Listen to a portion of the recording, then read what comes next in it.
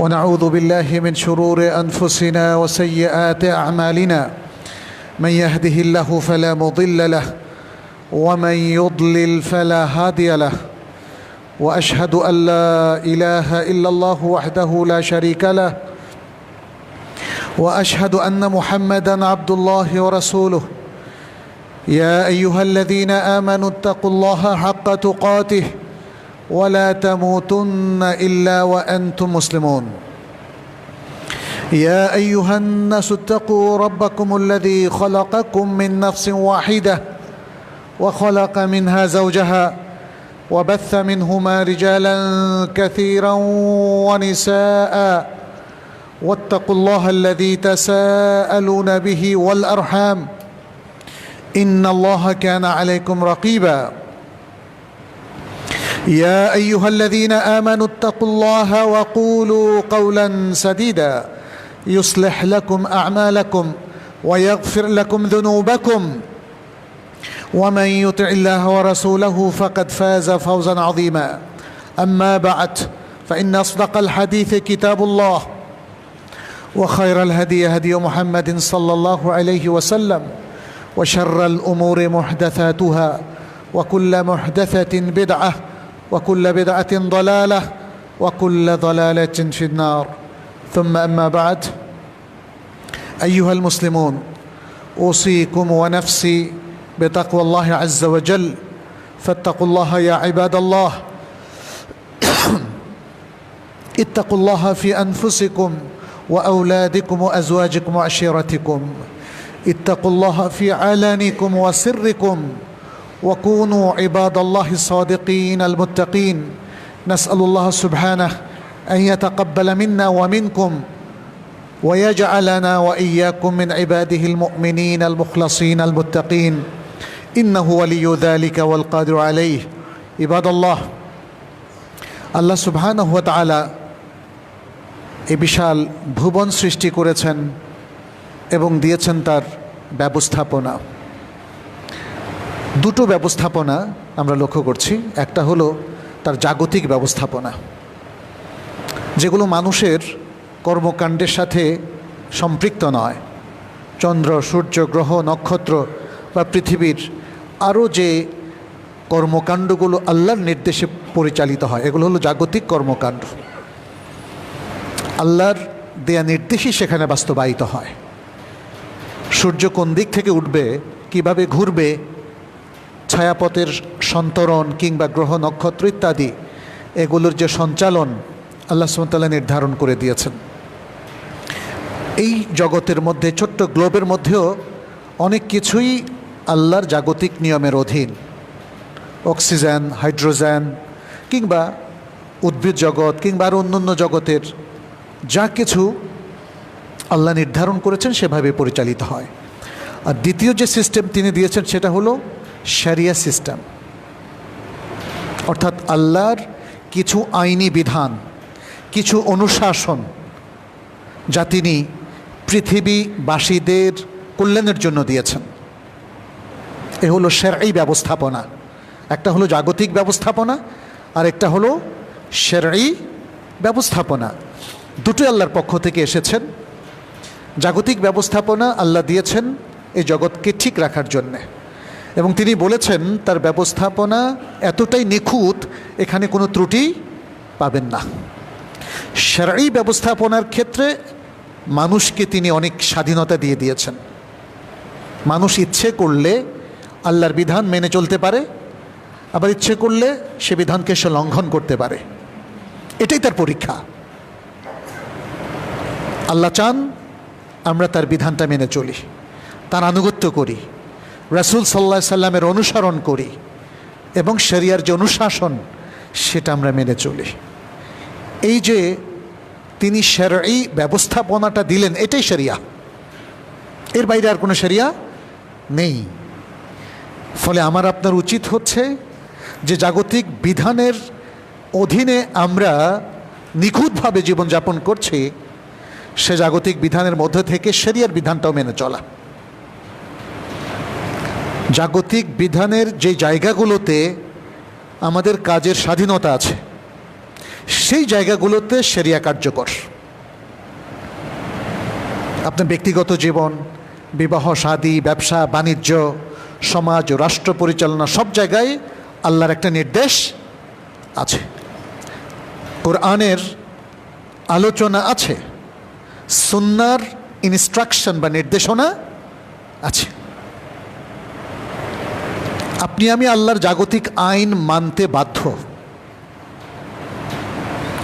এবং আল্লাহ তার ওহীর মাধ্যমে আমাদেরকে জানিয়ে দিয়েছেন তার শরঈ ব্যবস্থাপনা এবং আইন মানতেও আমরা বাধ্য। আমরা কেউ যদি বিদ্রোহ করি যে অক্সিজেন ছাড়াই আমি বাঁচব, পারবেন? যদি কেউ চ্যালেঞ্জ করেন যে আল্লাহর দেওয়া কিডনি এবং হার্ট ছাড়া আমি বেঁচে থাকবো, পারবেন? পারবেন না। আপনি শরিয়া ছাড়া চলতে পারেন, এটা সত্য, কারণ এখানে আল্লাহ আপনাকে পরীক্ষা করছেন, এখানে আল্লাহ আপনাকে পরীক্ষা করছেন, স্বাধীনতা দিচ্ছেন, ইমানের মধ্যে থাকার স্বাধীনতা, ইমান পোষণ করার, লালন করার এবং ইমান মেনে চলার স্বাধীনতা, আবার ইমান এর থেকে বের হয়ে যাওয়ার স্বাধীনতাও আল্লাহ দিয়েছেন। ফলে মানুষ খুব সহজেই উচ্চারণ করতে পারে আমি শরিয়া মানি না, এতে অবাক হওয়ার কিছু নেই। ইবলিসও তো আল্লাহর আনুগত্য থেকে বের হয়ে গেছে, এবং যখন সে আল্লাহর আনুগত্য থেকে বের হয়ে গেছে তখন আল্লাহ বলেছেন আবা ওয়াস্তাকবারা ওয়া কানা মিনাল কাফিরিন। এটা ভিন্ন আলোচনা। আমি আজকে শরঈ ব্যবস্থাপনার অত্যন্ত গুরুত্বপূর্ণ একটা প্রসঙ্গ নিয়ে আলোচনা করব। সেটি হচ্ছে আমাদের জীবনের সাথে একটা বিশেষ গুরুত্বপূর্ণ অংশ রয়েছে, ওতপ্রোতভাবে জড়িত, সেটা হচ্ছে কেনাবেচা। প্রতিদিনই আমাদেরকে বাজারে যেতে হয়, প্রতিদিনই আমাদেরকে কেনাবেচা করতে হয়, এটা আমাদের জীবনের একটা গুরুত্বপূর্ণ পার্ট। এই জায়গায়ও শরিয়া কিছু নীতিমালা দিয়েছে, শরিয়ার কিছু নির্দেশনা এখানে আছে। এগুলো অনেক সময় আমরা ইগনোর করি, এবং দেখুন আমাদের জীবনের প্রত্যেকটা ক্ষেত্রে যত অধঃপতন, সবচেয়ে বড় অধঃপতন কেনাবেচার মধ্যে, কারণ এই ট্রানজ্যাকশনের মধ্য দিয়েই আমরা ইনকাম করি, আবার সেটাকে খরচ করি। উপার্জন এবং খরচ, মানুষের এই জায়গাটাই হচ্ছে সবচেয়ে ঝুঁকিপূর্ণ, যেখানে সে ফ্রিকুয়েন্টলি শরিয়া লঙ্ঘন করে এবং সে আল্লাহ শরঈ বিধান এবং ব্যবস্থাপনা থেকে বের হয়ে যায়। ফলে সমাজ হয়ে পড়ে জরাজীর্ণ, দুর্নীতিগ্রস্ত, সমাজে হারামের প্রসার বেড়ে যায়, জনজীবন বিপর্যস্ত হয়ে যায়। আপনি যখন হারামের মধ্যে থাকবেন, হালাল থেকে বের হয়ে যাবেন, তখনই দুর্নীতিগুলো আস্তে আস্তে বড় হতে থাকে, তার ডালপালা বিস্তার করতে থাকে এবং সমাজের অধঃপতন তখন ত্বরান্বিত হয়। আজকের ব্যবসা বাণিজ্যের জগৎটা আগের চেয়ে অনেক বেশি বড় হয়ে গেছে, বিশেষ করে যখন ই কমার্স চালু হয়েছে এবং অনলাইন বেচাকেনা চালু হয়েছে, এর সাথে ডিস্টর্শনে কিন্তু চালু হয়ে গেছে। আপনি দেখেন অনলাইন বেচাকেনায় ধোঁকাবাজি বেড়েছে না? বেড়েছে। ভালো দ্রব্য দিচ্ছে না, প্লাস নানা ধরনের ডিজিটাল কয়েনের ব্যবসা দেখেন, অনেক অবৈধ জিনিসগুলো কিন্তু বেড়েছে। ফলে আজকে আমাদের আসলে আরও ব্যাপকভাবে বেচাকেনার মূলনীতিগুলো জানাটা প্রয়োজন হয়ে পড়েছে। আমরা ইনশাল্লাহ আপনাদের সামনে সে বিষয়গুলো তুলে ধরব। প্রসঙ্গত বলে নেই যে ইসলামী শরিয়ার যে শরঈ ব্যবস্থাপনাগত দিক আছে, যে নিয়ম নীতিগুলো আছে, যে ইনস্ট্রাকশন, গাইডেন্স এবং নির্দেশনাগুলো আছে, এগুলোর মূল উদ্দেশ্য হচ্ছে জনকল্যাণ সাধন করা। আরবিতে বলা হয় আল মাসালেহ আল আম্মা, জনস্বার্থ রক্ষা করা।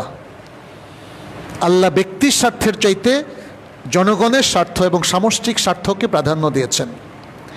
কোনো একটা কাজে যদি আপনার কল্যাণ হয় কিন্তু মানুষের অকল্যাণ হয়, তখন আপনার জন্য ওইটা ইসলাম হারাম করে দিয়েছে।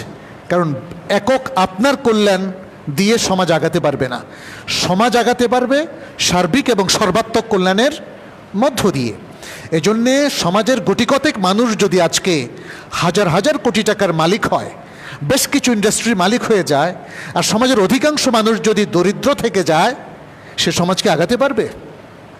সমাজের যে উন্নয়ন কর্মকাণ্ড, সেটা যদি শহরের কিছু মানুষের উন্নয়নে কাজে লাগে আর দেশের আপামর জনগোষ্ঠীর বিরুদ্ধে যায়, সে সমাজ কি, সে দেশ কি উন্নত হবে? হবে না। ইসলাম এজন্যে একটা জাতির জাতীয় কল্যাণকে সর্বাত্মক গুরুত্ব দিয়েছে, এটা মনে রাখতে হবে। ইসলামের সকল বিধান এভাবে আবর্তিত হয়েছে এবং কোরআন সুন্নায় এভাবে আমাদেরকে নির্দেশনা দেয়া হয়েছে। যেখানে আমরা কেনা বেচা করি ওই জায়গাটাকে বলা হয় সুক। অনেক লম্বা আলোচনা, আমি সেদিকে যাব না যেহেতু আমাদের সময়টা কম। সুক, সুক মানে কোনো জিনিস আনা। বিক্রেতা এখানে তার দ্রব্য এবং পণ্য নিয়ে আসে বিক্রির জন্যে, আর কোন ক্রেতা এখানে আসে এই পণ্যগুলো নিয়ে যাওয়ার জন্যে। অতএব এই যে ক্রেতা বিক্রেতা, তাদেরকেও তাদের প্রয়োজন এই সুকের মধ্যে নিয়ে আসে, পণ্যটাও আসে এখানে প্রয়োজনের হাত ধরে এবং বেচা কেনা হয়। আরবিতে প্রত্যেকটা শব্দের মিনিংটা তার পরিভাষার সাথে মিল এখানে রেখেছে। এখানে আরেকটা জিনিস দেখেন,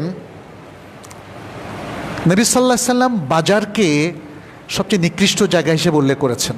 বুখারীর একটা বিখ্যাত হাদিস রয়েছে, সেখানে নবী সাল্লাল্লাহু আলাইহি সাল্লাম বলছেন, আহাব্বুল বিলাদি ইলাল্লাহি তাআলা মাসাজিদুহা। পৃথিবীর যত জায়গা আছে সবচেয়ে উত্তম জায়গা হলো আল্লাহর মসজিদ সমূহ, আল্লাহর ঘর।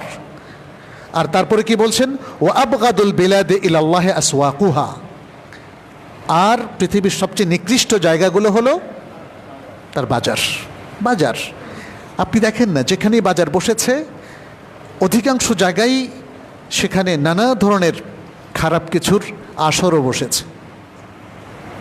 ক্যাজিনো দেখবেন যে পৃথিবীর বড় বাজারগুলোতে ক্যাজিনো আছে, সেখানে নানা ধরনের হারাম পণ্য আছে, হারাম বেচা কেনা হয় ইত্যাদি। আজকের যে ডিজিটাল ওয়ার্ল্ড, সেখানেও কিন্তু অনেক হারাম জিনিস আছে। হারাম কি করে হয় সেটা নিয়ে আমরা খুব সংক্ষেপে আলাপ করব ইনশাআল্লাহ। এখানে আরেকটা হাদিসে নবী সাল্লাল্লাহু আলাইহি সাল্লাম আমাদেরকে কিন্তু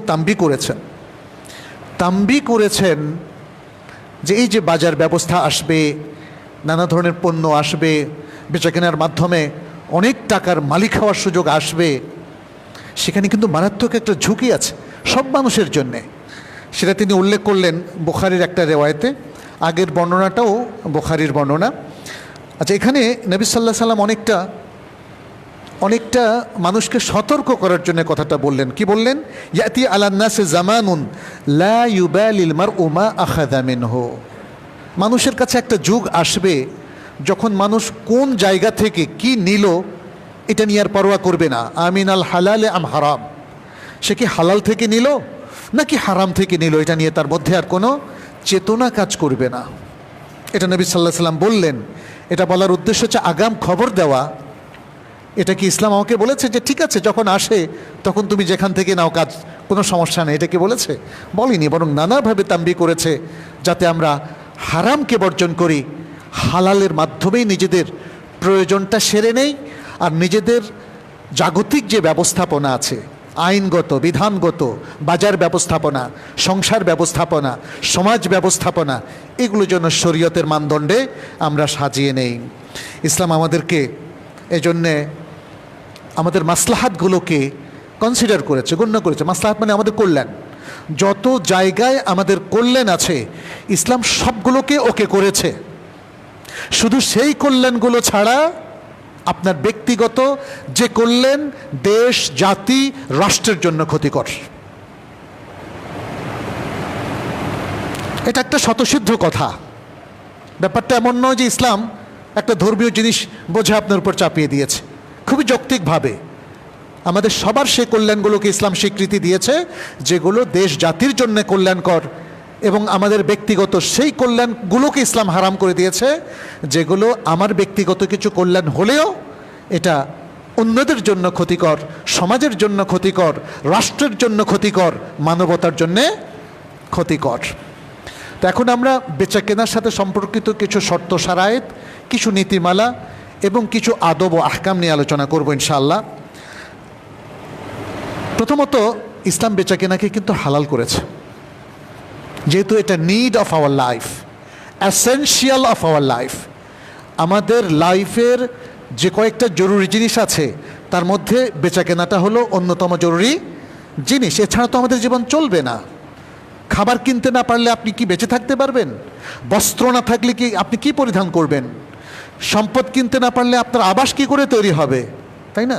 অন্ন, বস্ত্র, বাসস্থান, শিক্ষা, চিকিৎসা, পাঁচটা অ্যাসেনশিয়াল। ইসলামও এটাকে অ্যাসেনশিয়াল বলে ঘোষণা করেছে। অতএব এই অ্যাসেনশিয়ালগুলোর কোনোটাকে ইসলাম থামিয়ে দেয়নি, স্টপ করেনি, হারামও বলেনি।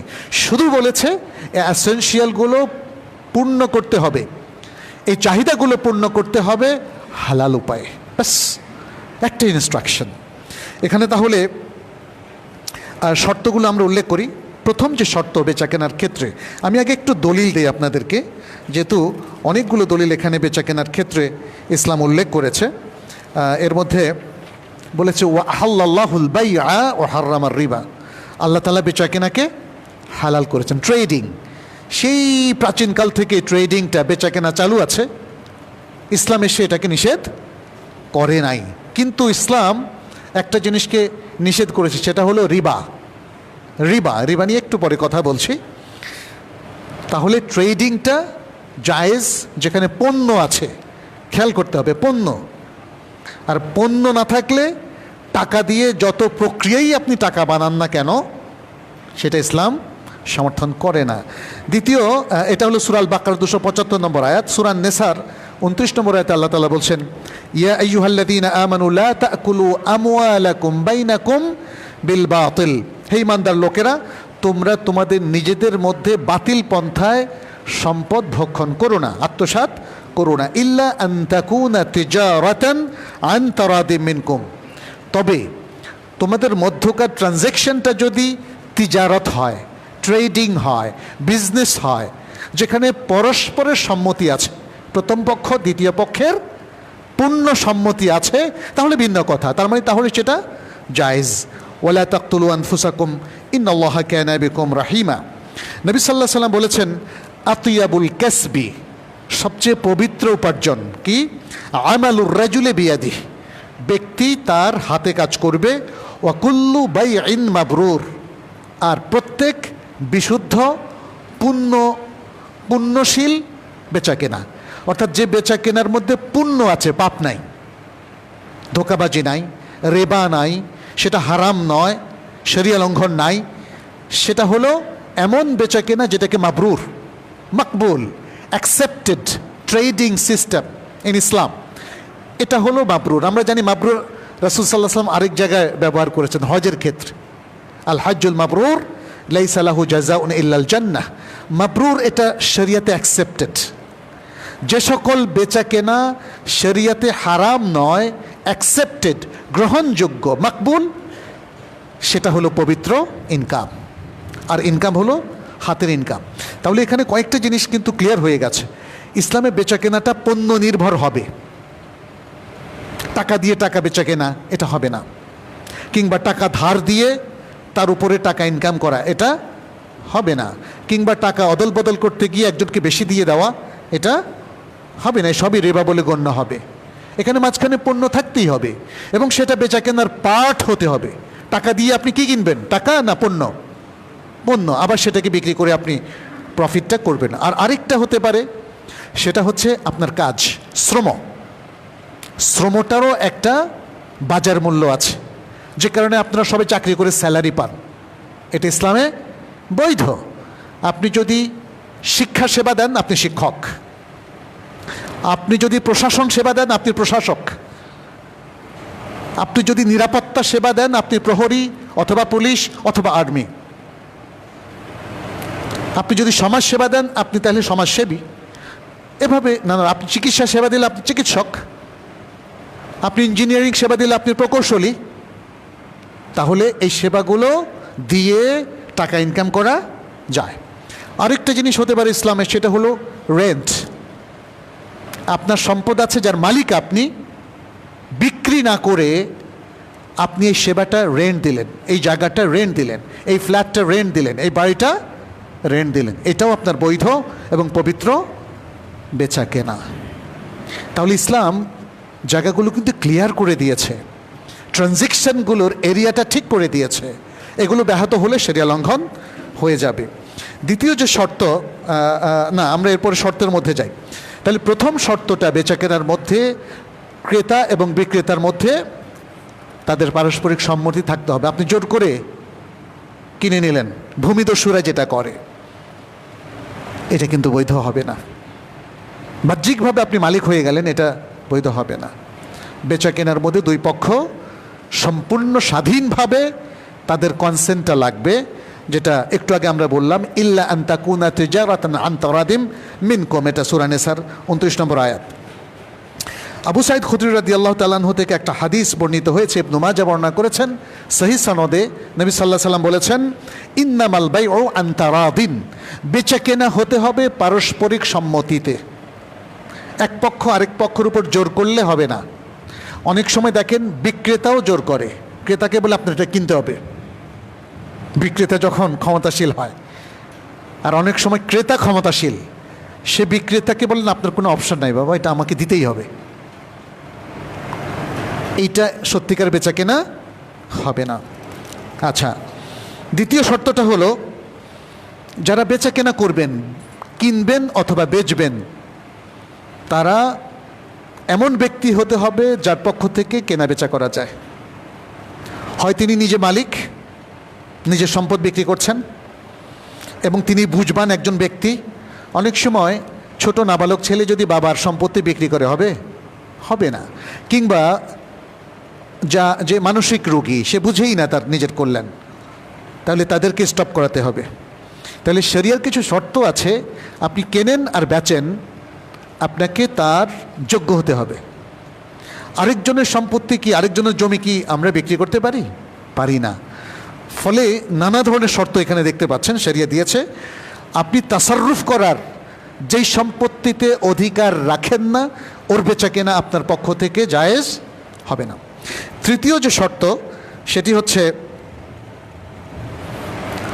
বিক্রেতা যিনি বিক্রি করবেন, তিনি বিক্রিত সম্পত্তির মালিক হতে হবে। আপনি অন্যের সম্পত্তির যেটার মালিক হন নাই, এটা নানাভাবে মালিক হতে পারে। বাবা মারা যাওয়ার পরে বাবার সম্পত্তির মালিক হতে পারেন, মা মারা যাওয়ার পরে মায়ের সম্পত্তির মালিক হতে পারেন, কিন্তু জীবিত অবস্থায় না। কেনা বেচার মাধ্যমে আপনি সম্পত্তির মালিক হতে পারেন। কেউ আপনাকে হেবা করলো, সত্যিকারের হেবা, নকল দলিল না, তাহলে এর নানা প্রক্রিয়ায় আপনি মালিক হতে পারেন। মালিক হলে পরেই সেটাকে আপনি বিক্রি করতে পারবেন, মালিক হওয়ার আগে পারবেন না।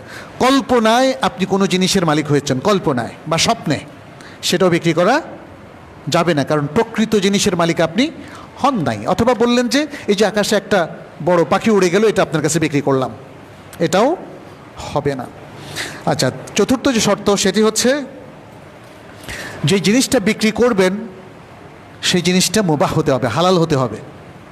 অতএব এমন জিনিস বিক্রি করা যাবে না যেটা শরীয়তে হারাম, যেমন শুকরজাত জিনিসপত্র, টোবাকো কিংবা মদ, ইয়াবা, মাদক দ্রব্য, এগুলো কিন্তু দেদার্সে আমাদের দেশে বিক্রি হচ্ছে, খেয়াল করে দেখেন। এবং একদল মানুষ মানি মেক করছে এই অবৈধ জিনিসগুলো বিক্রি করে। এই জিনিসগুলো বিক্রি হারাম। মনে রাখবেন, যেটা বিক্রি হারাম সেটা কেনাও হারাম, যেটা কেনা বেচা হারাম সেটা প্রডিউস করাও হারাম।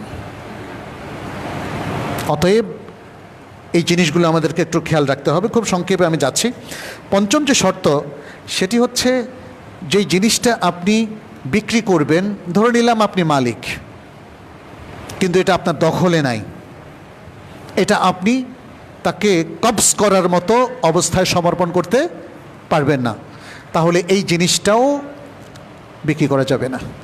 আপনার জমি আরেকজন দখল করে আছে, তার থেকে এটা উদ্ধার করার আগ পর্যন্ত আপনি বিক্রি করতে পারবেন না, এই বিক্রিটা আপনার শুদ্ধ হবে না। ঠিক তেমনি যে কোনো জিনিস, আপনার একটা ঘড়ি চুরি হয়ে গেছে, আপনি একজনকে বললেন আমার এই চোরাই ঘড়ি মানে চুরি হয়ে গেছে, এটা তো আমারই, আমি আপনার কাছে বিক্রি করলাম। বিক্রি করার পরে আপনি কি তাকে তার হাতে দিতে পারবেন না। এটা জাস্ট কিছু এক্সাম্পল আমরা দিয়েছি, এরকম যাই হোক না কেন। ষষ্ঠ যে শর্ত, সেটি হচ্ছে যে জিনিসটা বিক্রি করবেন এটা জানা থাকতে হবে। আপনার যেমন কাপড়ের ডিপো আছে, আপনি বললেন এখান থেকে 5টা কাপড় আমি বিক্রি করলাম, কোন 5টা ঠিক করা নাই, তাহলে বেচা কেনা হবে না। যেটা বিক্রি করবেন, যে জমি বিক্রি করবেন, যে ফ্ল্যাট বিক্রি করবেন, যে গাড়ি বিক্রি করবেন, যে পণ্য বিক্রি করবেন, সেটা সুনির্দিষ্ট হতে হবে, কারণ অনির্দিষ্ট হলে ঝগড়া বেঁধে যাবে এবং পরবর্তীতে লাগালাগি হয়ে যাবে। এই জন্য ইসলাম শুরু থেকেই এটাকে ঠিক করার জন্য আমাদেরকে নির্দেশ দিয়েছে। দুভাবে ঠিক হতে পারে, দেখে ঠিক করলেন যে হ্যাঁ এই অংশটা, অথবা তার একটা ডেসক্রিপশন, বর্ণনা দিলেন যে এই ট্র্যাট্রন কাপড় 500 গজ এই মাপের, এভাবে মেড ইন জাপান, তাহলে এটা হলো নির্ধারিত। ডেসক্রিপশনের মধ্যেও হতে পারে, অথবা ক্রেতা বিক্রেতা তারা সরাসরি সাক্ষাতে ঠিক করতে পারে। আচ্ছা, 7ম যে শর্ত সেটি হচ্ছে মূল্য নির্ধারণ করতে হবে। এই জায়গায় আমাদের দেশে অনেক ডিস্টরশন দেখা যায়, বলে যে ঠিক আছে এটা পরে দিয়েন, আপনি যেটা ভালো বুঝেন দিয়েন। এরপরে দেখবেন যে উনি দিতে চায় কম আর আপনি চাইবেন বেশি। তো ইসলাম বলে যে না, শুরু থেকেই ঠিক করে ফেলতে হবে, লেখাপড়া করে ফেলতে হবে, কত দাম সেটা ঠিক করেই বেচা কেনাটা কমপ্লিট করতে হবে। আচ্ছা, এগুলো এই 7টা শর্ত আমরা উল্লেখ করলাম। এখন যা আমরা যে পণ্যগুলো লেনদেন করব সেটা 2 রকম, একটা হলো হালাল, আরেকটা হলো হারাম। হারাম পণ্যগুলোর নীতিমালাটা কি, খুব সংক্ষেপে বলছি। হারাম নীতিমালাটার আগে একটু বলি যে কোরআনে আল্লাহ সুবহানাহু ওয়া তাআলা হালাল ইনকাম করা, হালাল ভক্ষণ করার নির্দেশ শুধু ইমানদারদেরকে দেন নাই, সকল নবী রাসূলকে দিয়েছেন। কয়েকটা আয়াত উল্লেখ করি। আল্লাহ সুবহানাহু ওয়া তাআলা বলছেন কুলু মিন তাইয়্যিবাতি মা রাযাকনাকুম, সূরা আল বাকারার 171 নম্বর আয়াত, যে আমরা তোমাদেরকে যে রিজিক দিয়েছি তা থেকে পবিত্র রিজিক ভক্ষণ করো। আচ্ছা, তাহলে বোঝা গেল যে আপনার ইনকামও পবিত্র হতে হবে, আপনি যেটা ইনকাম দিয়ে কিনবেন সেটাও পবিত্র হতে হবে। কেউ যদি হালাল জিনিস চুরি করে নিয়ে আসে, পবিত্র হবে? কেউ যদি পবিত্র জিনিসগুলোকে অপবিত্র জিনিসের সাথে মিক্স করে ভক্ষণ করে, জায়েজ হবে না। আরেকটা যে আয়াত, সেটা আল্লাহ সুবহানাহু ওয়া তাআলা স্পষ্ট করে নবী রাসূলদেরকে উল্লেখ করেছেন, ইয়া আইয়ুহার রাসূলু কুলু মিনাত তাইয়্যিবাতি ওয়া'মালু সালিহা ওয়া ইন্নী বিমা তা'মালুনা আলিম। হে রাসূলগণ, আল্লাহ বলছেন হে রাসূলগণ, তোমরা পবিত্র জিনিস থেকে ভক্ষণ করো এবং ভালো আমল করো, তোমরা যা করছো, যে আমল করছো আমি সে সম্পর্কে অবহিত। তাহলে এখানে আল্লাহ সুবহানাহু ওয়া তাআলা এই দ্বিতীয় আয়াতটাতে রাসূলগণকে বললেন, প্রথম আয়াতটাতে মুমিনদেরকে বললেন। তাহলে আল্লাহ তাআলা নবী সাল্লাল্লাহু আলাইহি ওয়াসাল্লাম বলছেন আল্লাহ রাসূলদেরকে পবিত্র ভক্ষণের জন্য যে নির্দেশ দিয়েছেন, যে একই নির্দেশ মুমিনদেরকেও দিয়েছেন। অতএব আমাদেরকে সেটা সম্পর্কে সাবধান থাকতে হবে, এবং বলে দিয়েছেন যে হারাম ভক্ষণ করা যাবে না। এটা হলো সূরা আল বাকারার 188 নম্বর আয়াত। আল্লাহ তাআলা বলছেন ওয়ালা তাকুলু আমওয়ালাকুম বাইনাকুম বিল বাতিলি ওয়া তুদলু বিহা ইলাল হুকাম লিতাকুলু ফারিকাম মিন আমওয়ালিন নাসি বিল ইথমি ওয়া আনতুম তা'লামুন। এটা হারাম হালালের একটা নীতিমালা হিসাবে দেওয়া হলো। বললেন যে আর তোমরা তোমাদের মধ্যে পরস্পরের সম্পদ বাতিল পন্থায় ভক্ষণ করো না, এবং সম্পদ দিয়ে তোমরা প্রশাসকদেরকে কোনো ঘুষ দিও না। স্পষ্ট করে এখানে বলে দিয়েছেন উদ্দেশ্য কি। এই ঘুষ আদান প্রদানের উদ্দেশ্য হচ্ছে তোমরা মানুষের হাতের কিছু সম্পদ বাতিল পন্থায় তোমরা ভক্ষণ করবে, পাপের পন্থায় তোমরা ভক্ষণ করবে জেনে শুনে, এ কাজটা তোমরা করো না। এভাবে আমরা দেখি যে হারামের আরও অনেক সংজ্ঞা ইসলাম দিয়েছে। আমাদের সেই সংজ্ঞা থেকে হারামগুলোকে আইডেন্টিফাই করতে হবে। হারাম কখনো হয় পণ্য, হারাম কখনো হয় আমাদের উপার্জনের পদ্ধতি। যদি কেউ চুরি করে, যদি কেউ ঘুষের পন্থায়, যদি কেউ সুদি কার্যক্রমের মাধ্যমে ইনকাম করে, যদি কেউ দুর্নীতির মাধ্যমে ইনকাম করে, যদি কেউ মানুষের সম্পত্তি সুযোগ বুঝে নিজের পকেটে নিয়ে নেয়, ইত্যাদি নানা ধরনের পন্থা আছে। এগুলোর মাধ্যমে আমাদের ইনকামটা কী হয়ে যাবে? হারাম হয়ে যাবে। তো এখানে যেটা আমরা লক্ষ্য করি, ইসলাম দেখেন একটা সর্বাত্মক পবিত্রতার ঘোষণা দিয়েছে। আপনার ইনকামটা হালাল হতে হবে, আপনার খরচটাও হালাল হতে হবে, এবং কখনোই হারামের সাথে হালালকে, হালালের সাথে হারামকে, খাবিসের সাথে তৈয়েবকে, তৈয়েবের সাথে খাবিসকে মেলানো যাবে না। আচ্ছা, এরপর আমরা একটু আসি এই মৌলিক কিছু নীতিমালার পরে, যে কোন কোন জিনিস আসলে আমাদের ট্রানজ্যাকশনের মধ্যে হারাম বলে ঘোষণা করা হয়েছে। এর মধ্যে কয়েকটা জিনিস। একটা হলো রিবা। রিবা, রিবা মানে ইন্টারেস্ট আমরা বলি, কেউ কেউ ইউজারি বলেন। মাহাজনী সুদকে কেউ কেউ রিবা বলেন, কিন্তু রিবা আসলে সবটা কি, মাহাজনী সুদ হোক অথবা ব্যাংকিং সুদ হোক, পুরোটাই ইসলামের দৃষ্টিতে রেবা। এই ব্যাপারে বিশ্বের সকল ফিক একাডেমি, ফিক কাউন্সিল একমত। দু একজন স্কলার বলেন এদের কথা গ্রহণযোগ্য হবে না। ইজিপ্টের দু একজন স্কলার, তারা বলেন ব্যাংকিং সুদ যেহেতু আমরা পারস্পরিক মতামতের ভিত্তিতে লেনদেন করছি, অতএব এটা জায়েজ হবে। কিন্তু বলেন তো, মদের ব্যবহার পারস্পরিক মতের ভিত্তি থেকে জায়েজ হবে? জায়েজ হবে না। দুজন লোক মানে আলোচনা করলো কিছু একটা হারাম কাজ একসাথে করবে, মতামতের ভিত্তিতে কি হারামকে হালাল হয়? পাঁচজন লোক যদি বলে যে আমরা শুকরজাত জিনিস খাবো, এটা কি হারাম হতে, হালাল হতে পারে? সুতরাং ইসলামের ইউনিভার্সাল যে নীতিমালা আছে, এটা পারস্পরিক সম্মতির কারণে এটা হালাল হবে না। বিবাহের আগে নারী পুরুষের মেলামেশা হালাল হবে না, যদিও তারা মিয়া বিবি একসাথে একমত হয়। ক্লিয়ার না এটা? অতএব সুদের ক্ষেত্রেও তাই। সুদ তিন প্রকার। একটা হলো রিবাল ফদল, টাকা পয়সার লেনদেনের ক্ষেত্রে অতিরিক্ত দেওয়া। আরেকটা হলো রিবার নাসিআ, সময়ের বিপরীতে টাকা ধার দিয়ে, এটাকে ক্রেডিট বলা হয়, সময়ের বিপরীতে কিছু প্রফিট ধার্য করা। এবং আরেকটা হলো রিবাল কারদ, যেটা মানে আমাদের ব্যাংকিং সুদ। এই তিন প্রকার সুদ, এটা হারাম। দ্বিতীয় হচ্ছে আমাদের বেচাকেনার মধ্যে অজ্ঞতা, অস্পষ্টতা। বেচাকেনাটা ক্লিয়ার হতে হবে। আমরা যে 7টা শর্ত উল্লেখ করলাম, দেখা গেল যে সেখানে বেচাকেনা ক্লিয়ার হতে হবে। বেচাকেনা ক্লিয়ার না হলে, পণ্য যদি অস্পষ্ট হয়, বেচাকেনা বাতিল। টাকা যদি ক্লিয়ার না থাকে এবং সুনির্দিষ্ট করা না হয়, তাহলে বাতিল। হালাল হারামের জায়গাটা যদি ক্লিয়ার করা না হয়, তাহলে আপনার ট্রেডিংটা বাতিল বলে গণ্য হবে। তৃতীয় যে জিনিসটা আপনার ট্রেডিংটাকে, বেচাকেনাকে বাতিল করে দেবে, সেটা হচ্ছে ধোঁকাবাজি। আপনার থেকে আমি গোশ নিচ্ছি, এমন গোশ যেখানে ফরমালিন মেশান নাই, এমন ফল যেখানে আপনি রাসায়নিক মিশান নাই, তাহলে আপনি যদি জেনে শুনে রাসায়নিক মিশ্রিত কিংবা ফরমালিন মিশ্রিত মাছ, গোশ কিংবা ফল পাকড়া আমার কাছে বিক্রি করেন, তাহলে আপনার ইনকামটা হারাম হয়ে যাবে। আমি যদি না জেনে কিনি, এটা আমার জন্য তো না জানার কারণে এটা জায়েজ হয়ে গেল, বাট আমি তো ক্ষতিগ্রস্ত হলাম, ফলে আপনার জন্য ইনকামটা হালাল হলো না। এভাবেই আমাদেরকে আমাদের সব কিছু নির্ধারণ করতে হবে। এবার আমি আসি কিছু আদব এবং কিছু নীতিমালা বর্ণনার ক্ষেত্রে। প্রথম আদবটা আমি একটু সংক্ষেপে বলে যাই। প্রথম আদবটা হচ্ছে, মার্কেটটা হবে খুবই মুনাসিব একটা জায়গায়, যেখানে শরিয়া লঙ্ঘনও থাকবে না। একটা সুন্দর, নিষ্কলুষ, পরিবেশের দিক থেকে উপযুক্ত একটা জায়গা। এখানে আর ব্যাখ্যার কোনো অবকাশ নাই, কারণ উপযুক্ত জায়গাটা যেন মানুষের জায়গা দখল করে না হয়, আশেপাশের সাধারণ মানুষের জন্য ক্ষতিকারক না হয়, পরিবেশকে যেন নষ্টকারী না হয়, ইত্যাদি ইত্যাদি।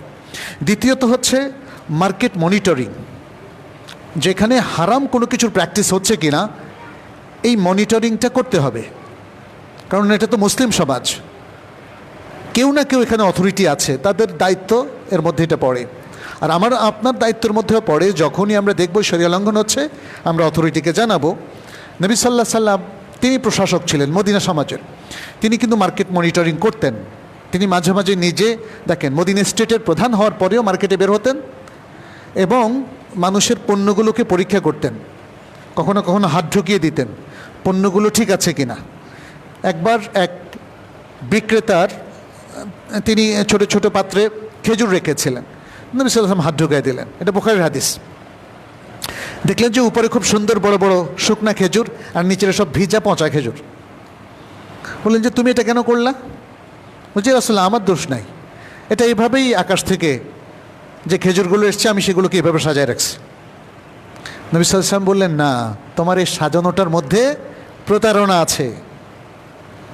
তুমি এমনভাবে রাখো যাতে বোঝা যায় এখানে ভালো আছে মন্দ আছে, কিন্তু মানুষ উপরগুলো দেখে কিনবে, ধোঁকা খাবে, এটা ইসলাম সমর্থন করে না।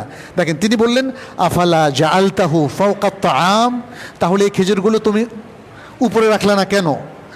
কাই ইয়ারাহুন নাস, যেন মানুষ দেখে। এটা বুখারীর বর্ণনা।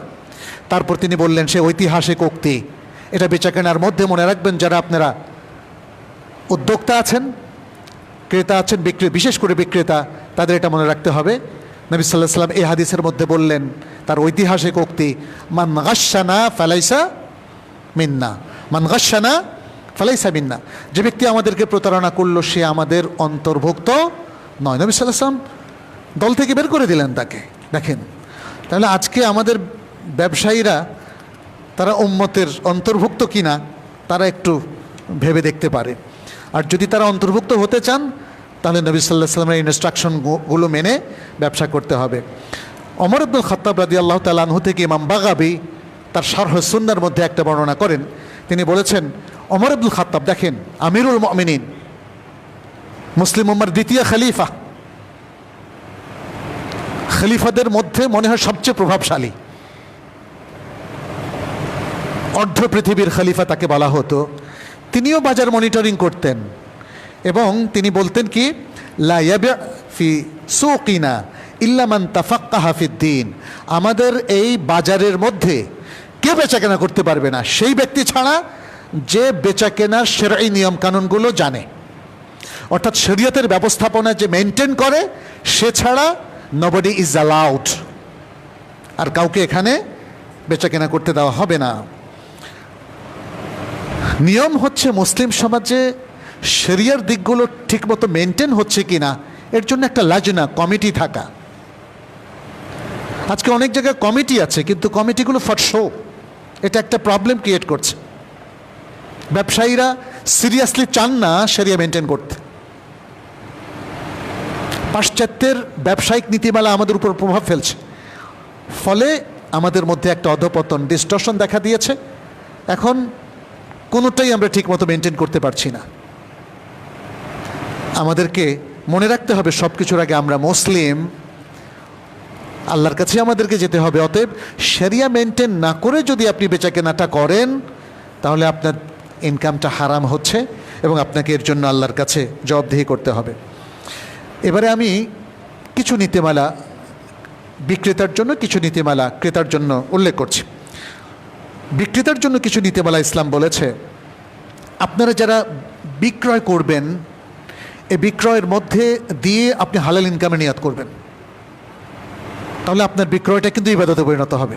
এই যে কেনা বেচা এত কষ্ট করলেন এটা সওয়াবের আমলে পরিণত হবে আপনার শুধু নেক নিয়তের কারণে। আর মনে রাখবেন নেক নিয়ত হচ্ছে একটা মাইন্ড সেটিং ব্যাপার। এই নেক নিয়ত যাদের নাই তারা মানি মেক করার জন্য ব্যবসা করে, উদ্যোক্তা হয় এবং ফ্রি স্টাইলে তারা টাকা ইনকাম করার জন্য নিজেকে প্রস্তুত করে, হালাল হারাম আর বাজবেচার না করে। নেক নিয়তি একজন মুসলিম ব্যবসায়ীকে নেক পথে এবং সুন্দর ব্যবসায়ের পথে রাখে। দ্বিতীয় যে বিষয়টা সেটি হচ্ছে তিনি সর্বাত্মক চেষ্টা করবেন হালাল ইনকাম করার, তার পণ্যটা যেন হালাল হয়, তার বেচাকেনার পদ্ধতিটা যেন হালাল হয়, তার সাথে যারা শরিক হবে, ইনভেস্টর হবে, মুদারাবার ভিত্তিতে হোক, মুশারাকার ভিত্তিতে হোক অথবা মুরাবাহার ভিত্তিতে হোক, তার প্রত্যেকটা বেচাকেনা যেন শরিয়ার ভিত্তিতেই হয়ে থাকে। তৃতীয় যে বিষয়টা সেটি হচ্ছে তিনি হারাম বেচাকেনার পদ্ধতিগুলো অ্যাভয়েড করবেন। হারাম বেচাকেনা এটা একটা অনেক বড় একটা বিষয়, এই ব্যাপারে আপনাদের একটু পড়াশোনা করতে হবে। কিন্তু আমার মনে হয় অধিকাংশ বেচাকেনা কোনটা হালাল কোনটা হারাম এটা আপনারাও জানতে পারবেন। নিজেরা যদি না জানেন তাহলে শরিয়া কনসালটেন্টদের সাথে আলাপ করেন। চতুর্থ যে বিষয়টা সেটি হচ্ছে তাকে জানতে হবে তার বেচাকেনার মধ্যে কোনটা হালাল আর কোনটা হারাম। পঞ্চম যে বিষয়টা সেটি হচ্ছে তিনি একজন বিশ্বস্ত বিক্রেতা হবেন। তিনি কাউকে ওজনে কম দিয়ে বা পরিমাপে কম দিয়ে ঠকাবেন না। কারণ সূরাতুল মুতাফফিফিনের সেই বর্ণনা আপনারা জানেন, আল্লাহ তাআলা যেখানে নিজেই যারা ওজনে কম দেয় তাদের জন্য বদদুয়া করেছেন। কে করেছেন? আল্লাহ। ওয়াইলুল লিল মুতাফফিফিন, ধ্বংস সেই সকল ব্যবসায়ীর জন্য যারা ওজনে কম দেয়। আল্লাযীনা ইযা ইক্তালু আলান নাসি ইস্তাওফুন ওয়া ইযা কালুহুম আও ওয়াজানুহুম ইখসিরুন, যারা যখন মানুষের কাছে পরিমাপ করে দেয়, তখন পরিমাপ করে নেয়, যখন তারা নিজেরা পরিমাপ করে নেয় তখন পরিপূর্ণ করে নেয়, আর যখন পরিমাপ করে দেয় অথবা ওজন করে দেয় তখন তারা ঘাটতি করে দেয়। আল্লাহ তাআলা তাদের ধ্বংস কামনা করেছেন। 6 নম্বর যেটা, সেটি হচ্ছে যেন কোনো ক্রেতাকে তিনি প্রতারণা না করেন। এই প্রতারণা নানাভাবে হতে পারে, কোনোভাবেই যেন তিনি প্রতারণা না করেন। 7ম যে বিষয়টা, সেটি হচ্ছে তিনি ক্রেতার সাথে সত্যবাদী থাকবেন। ক্রেতাকে ভাব দেখাবেন যে এটা ভালো পণ্য, অথচ এর মধ্যে আপনি ময়লা মানে খারাপ জিনিস ঢুকিয়ে দিয়েছেন, এমনটা যেন না হয়। এটা অনেক সময় আমরা যেমন ছেঁড়া টাকাটাও এমনভাবে দেই, সে গুণে নিতে আর দেখে নিতে সুযোগ পায় না, আমরা দ্রুত স্থান ত্যাগ করি। ক্রেতাকে নানাভাবে মানুষ ঠকিয়ে থাকে, এই জিনিসটা যেন না হয়। বরং আমরা যেন, যদি টাকার মধ্যে প্রবলেম থাকে, বলি এখানে ছেঁড়া টাকা আছে, আপনি দেখেন কোনটা চলবে কোনটা চলবে না দেখে নেন। এখানে পণ্যগুলো ভালো করে দেখে নেন, যে পণ্যটা চলবে না সেটা আমাকে ফেরত দেন।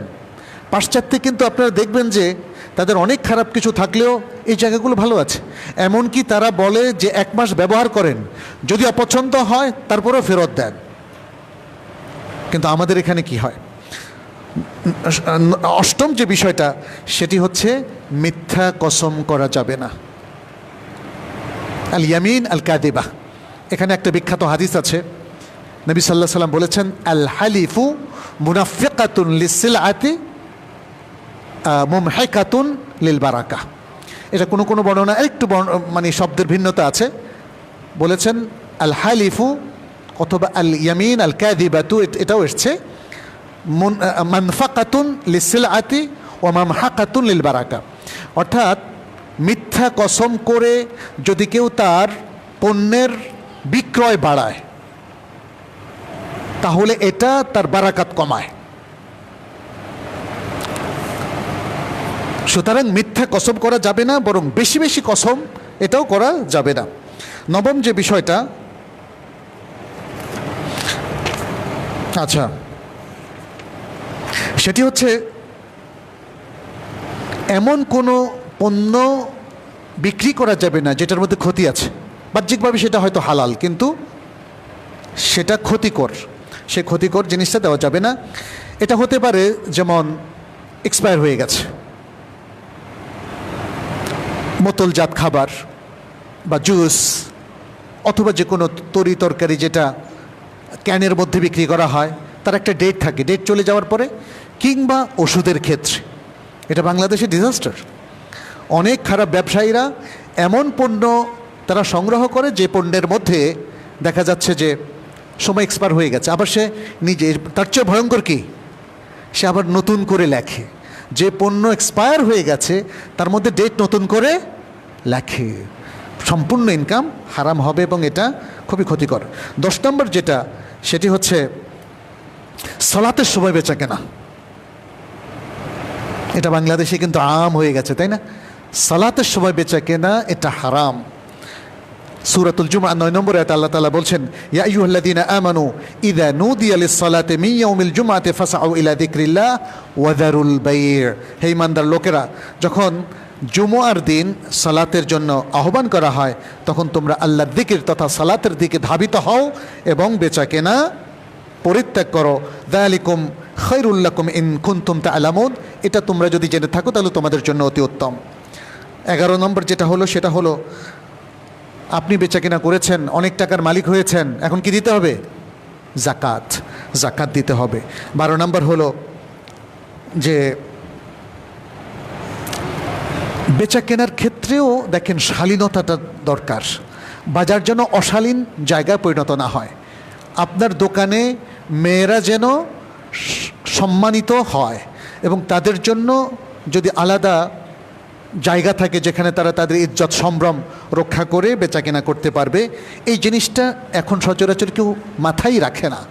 মেয়েদের জন্য বিভিন্ন প্রতিষ্ঠান আছে, সেখানে আলাদা বুথও রাখা যেতে পারে। এবং সর্বশেষ আমরা যেটা বলবো এক্ষেত্রে সুন্দর আখলাক। সুন্দর আখলাকের কয়েকটা পরিচয় আছে।